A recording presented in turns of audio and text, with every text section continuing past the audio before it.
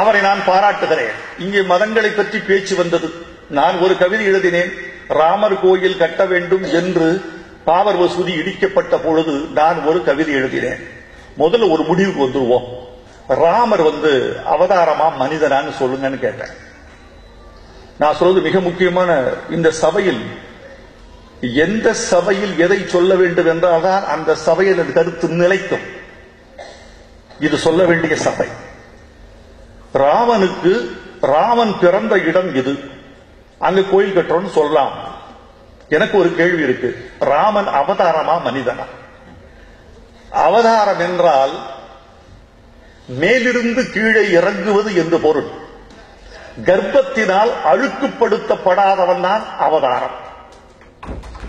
அவனுக்கு இந்திரியம், கர்ப்பம் என்ற உபகரணங்கள் தேவையில்லை. அவன் வானத்திலிருந்து கீழே இறங்கி வருகிறான். அவன் அவதாரம் என்று சொன்னால் பிறக்காதவனுக்கு ஏன் பிறப்பிடம்? ராம அவதாரம் என்றால் பிறக்காதவனுக்கு எது பிறப்பிடம்? இல்லை. கோசலையின் வயிற்றுதித்தவன் சொல்லுங்க. தசரதனுக்கும் கோசலைக்கும் பிறந்தவன், வயிற்றுதித்தவன். அப்படி என்றால் வயிற்றிலிருந்து வந்தால் அவன் மனிதன். மனிதனுக்கு எதற்கு கோயில்? இந்த ரெண்டு கேள்விக்கும் இதுவரைக்கும் பதில் இல்லை.